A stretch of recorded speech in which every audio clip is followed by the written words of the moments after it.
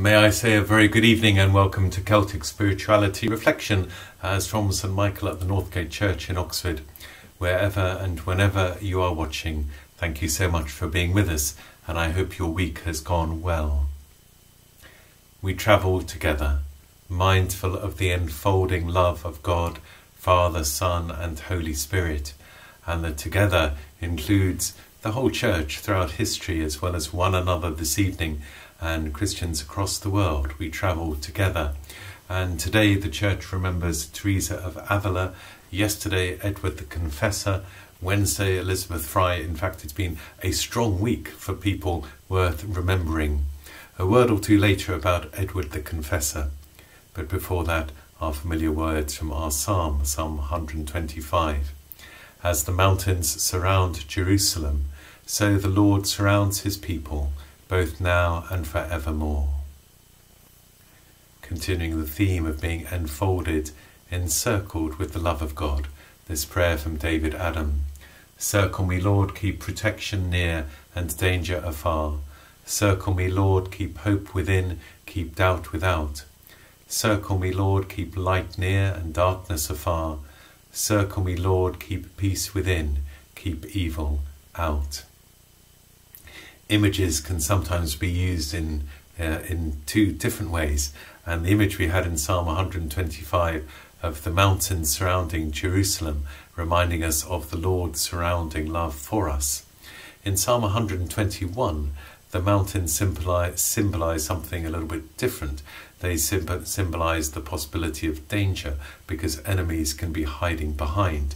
And so as the people looked out to the mountains, who can protect us from the uncertainty that may be hiding over the mountaintops? So Psalm 121. I lift up my eyes to the mountains. Where does my help come from? My help comes from the Lord, the maker of heaven and earth. He will not let your foot slip. He who watches over you will not slumber. Indeed, he who watches over Israel will neither slumber nor sleep. The Lord watches over you. The Lord is your shade at your right hand. The sun will not harm you by day, nor the moon by night. The Lord will keep you from all harm. He will watch over your life. The Lord will watch over your coming and going, both now and forevermore. Whatever may be lurking behind those mountaintops, the psalmist knows that they can look to the Lord. My help comes from the Lord. He neither slumbers nor sleeps. He is with us all the time.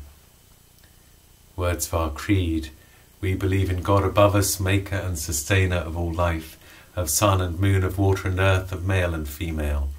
We believe in God beside us, Jesus Christ, the Word made flesh, born of a woman, servant of the poor, tortured and nailed to a tree, a man of sorrows and acquainted with grief. He descended into the earth to the place of death. On the third day he rose from the tomb. He ascended into heaven to be everywhere present throughout all ages, and his kingdom will come on earth. We believe in God within us, the Holy Spirit burning with Pentecostal fire, life-giving breath of the Church, Spirit of healing and forgiveness, source of all resurrection and of eternal life. Our prayer for tonight, one of our prayers for tonight, is the poem that's turned into the great hymn, Lord of all hopefulness. Lord of all hopefulness, Lord of all joy, whose trust ever childlike no cares could destroy, be there at our waking and give us, we pray, your bliss in our hearts, Lord, at the break of the day.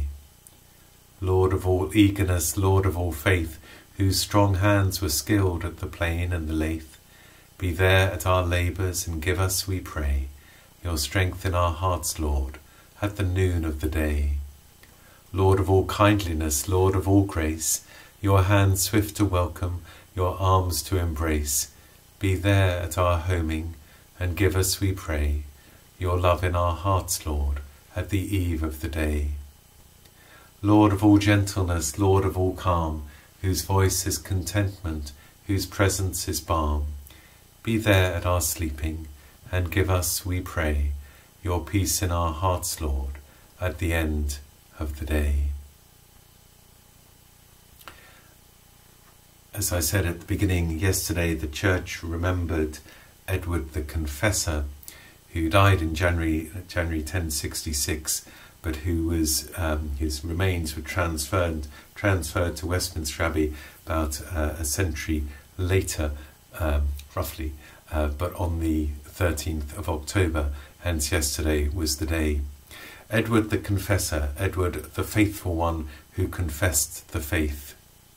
King of England, invited back from exile to be king in the 1040s and ruled for 26 years or 24 years, and then often remembered in history as just the one who comes before Harold and then William the Conqueror. But Edward the Confessor was an important king in his own life, and he was one of those, he was not the only one, who very much tied in his faith and piety with being king. The same could be said of our recent Queen, Elizabeth II.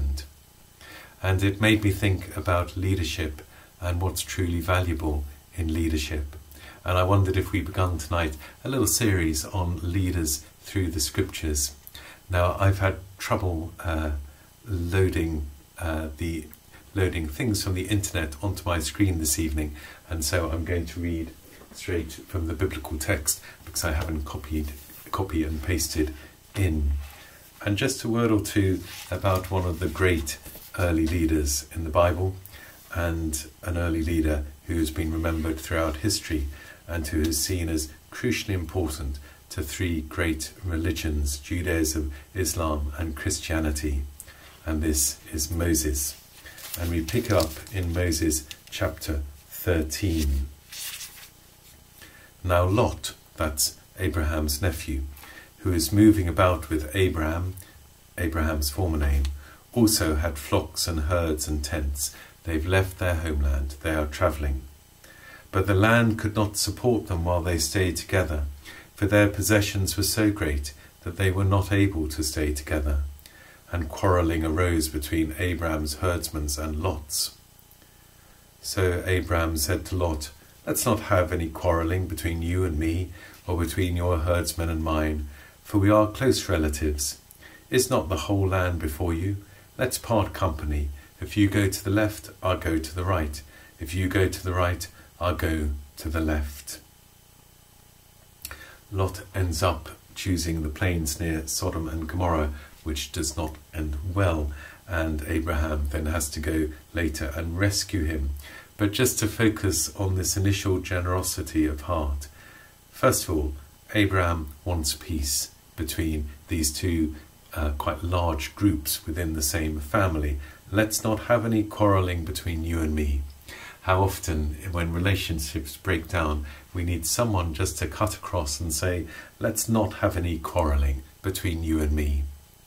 Wouldn't it make such a difference to our world if our leaders felt they could say to each other, let's not have any quarrelling between you and me? But Abraham does not go on to say, as some less moral leaders through history have done, let's not have any quarrelling between you and me, because I'm just going to take you over. He says, let's choose. You choose. Which land do you want? And I'll go the other way.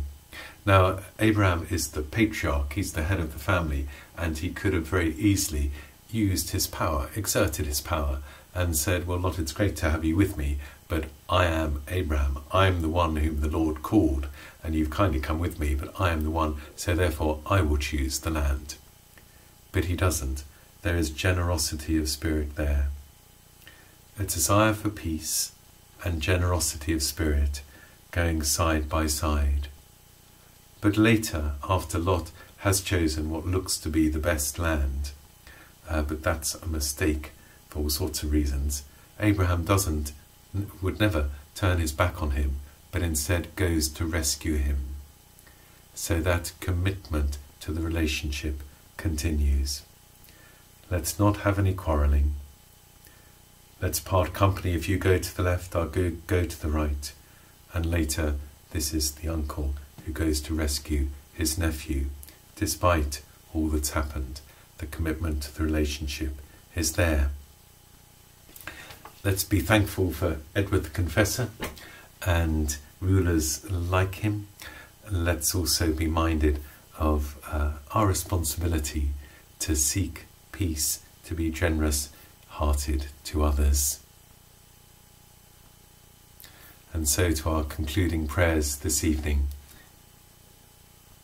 Through Christ, the firstborn of all creation, we pray for respect for the earth. Remembering our leaders across the world in many different nations, remembering the situation in Ukraine. Through Christ, Prince of Peace, we pray for peace for earth's peoples. Through Christ, King of Love, we pray for love in our lives. Through Christ, Lord of the Dance, we pray for delight in the good. Through Christ, Divine Healer, we pray for forgiveness for past wrongs. May I add there, may we also pray that if ever we need to be forgiving other people, that God will give us grace to forgive, as the Lord's Prayer asks us to do, to pray for. Through Christ the Morning Star, we pray for the grace to make a new start for ourselves and for our world. Thank you so much for joining us this evening. May the road rise up to meet you. May the wind be always at your back. May the sun shine warm upon your face, the rains fall soft upon your fields, and until we meet again, may God hold you in the palm of his hand. Amen.